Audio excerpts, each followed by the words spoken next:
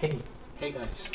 So this is gonna be my first video of Bitwise Bound, and the main reason that I'm building this channel is because I am pretty much excited about tech and what's happening in the tech, deep dive into things, and all of that. It's not a news channel. It's more about learning stuff here. If you want a tech channel, MKBHD, he's very good. So Dave today, I think I follow these two guys. They're very good. So, but yeah, this is not that channel. This is more about learning about how tech works in general, systems engineering, Linux, how the systems are designed to handle petabytes or exabytes of scale of data. What are the tools that we use to debug the issues that are happening on a box. A box is a node or a single machine of which a cluster is made. A cluster is, like, you can say, hundreds of machines, thousands. You can not you don't know. It can be of many machines, and how the data comes, and then it gets ingested into this cluster, then it gets stored into a single node. So remember this thing, a single node. So this single node stores the data, on top of which we create a cluster on which we store the data and all of that. So this single node is very important. It should work, right? But yeah, how does it work?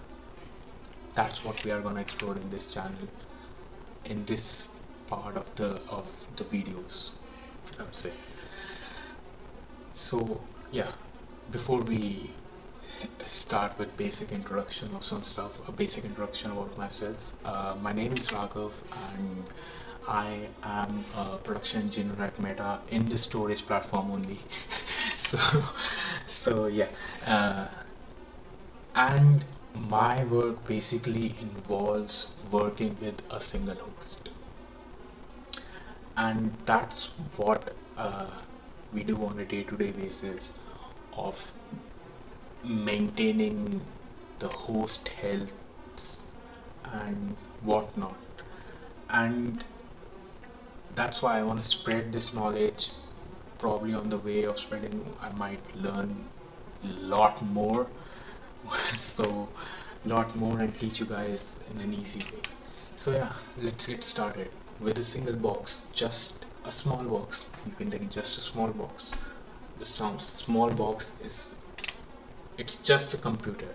It's just a computer that is on which you might be watching this video, if not on a mobile phone.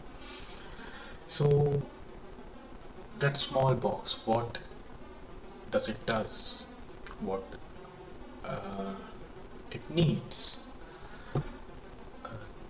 So think of this like that small box, or I should, to make it very easy, let's say you have a computer at your home, right? You have a keyboard, you have a CPU, you have a RAM, you have a monitor, you have a printer, you have a webcam on which I'm recording. I hope not, or yeah, anything that is connected. Now, how do all these systems interact with each other in tandem? And a software, like suppose you can say Google Chrome, how all of these systems interact. So suppose I want to type google.com. How does it know that I want to go to the IP address of the site of google.com, fetch the data, and display it on monitor? This all is managed by operating system that we are running, that is basically on every computer. If there is no operating system, I don't know how will you run a computer. So yeah, that's a very basic intro to operating system, I would say. Now, operating system, how does that run? Now, operating system you can think of as thousands of pieces of small softwares that are running constantly and interacting with each other and knowing what is happening, like what's the state of this, what's happening there and there. And here comes a very, very critical part of the operating system, that is the kernel. Now, what is a kernel? A very easy intro to what a kernel is, you can say, is the kernel is the brain of the operating system. So, uh, think of it like your body. Sorry, your body is an operating system, and the kernel is the brain of it.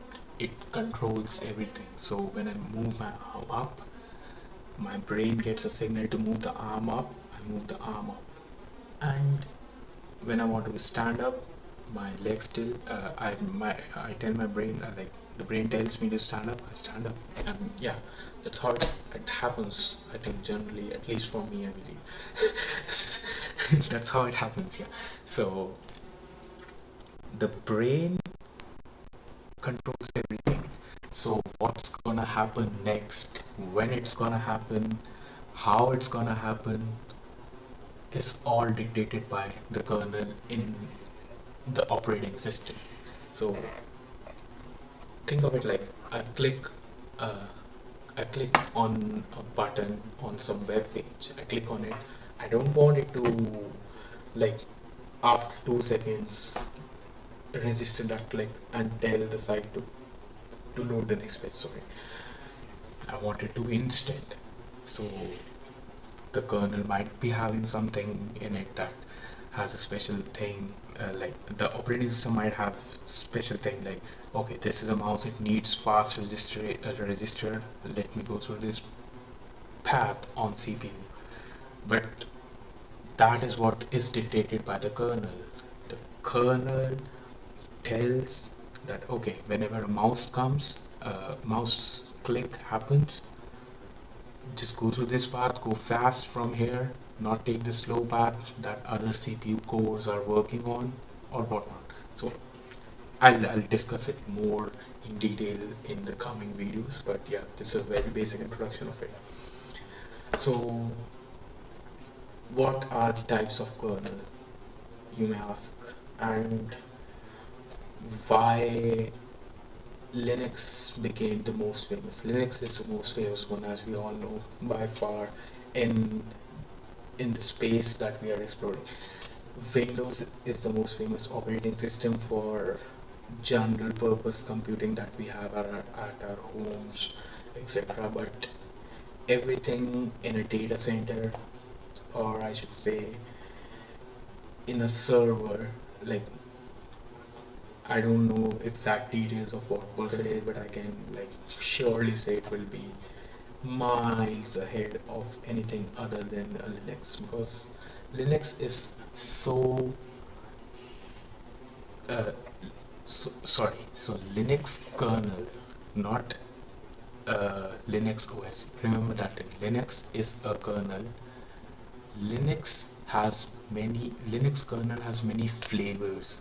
By flavors, what I mean is, so the brain is the same, but someone might have a big arm, someone might have a short arm, someone might not have an arm, some might have legs, different. So they are all different. That's what makes Linux distributions different. They have some specific set of softwares that are interacting with the kernel in a specific set of way that is different from someone who built other. So like Fedora or Ubuntu or Debian, or there are hundreds of it you can think of, all of these. So yeah, Linux kernel. Now, uh, the second thing, what are different types of kernel, or in general, let's say operating system. So one is Linux based operating system, that is Fedora, Ubuntu that we talked about. Second is Windows. Then the third is Mac OS. Mac OS is also is a Unix based kernel. So Linux, a little bit history about what Linux, how Linux originated. So Unix is the original operating system that was built by Bell Labs, I think in 1969, 1970s or 1960s.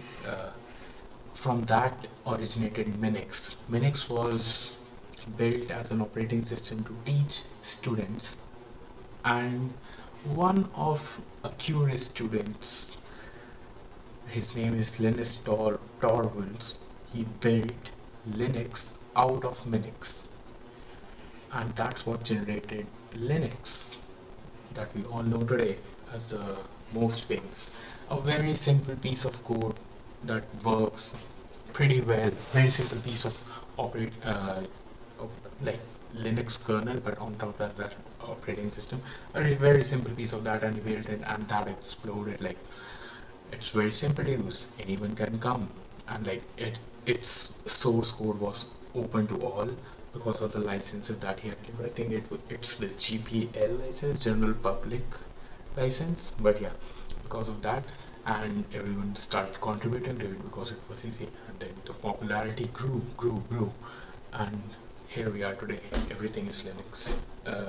Everything in data centers, in server side is Linux, not in general computing. I mean, if I were given a chance, I would do it all Linux, but that's just my personal preference. Uh, nothing on you. But yeah, that's mostly what I think is the introduction to Linux and uh, Linux-based operating systems. In the next video, I think I would like to go a little bit about what are the basic commands on a Linux-based operating system, how do we use them in systems programming in our day-to-day basis to get information about the box that we are working on and whatnot. Like, there's a hell lot to explore, and it's gonna be so much fun exploring this. So yeah, that's all for this video, and hope to see you guys in the next one. Thank you very much.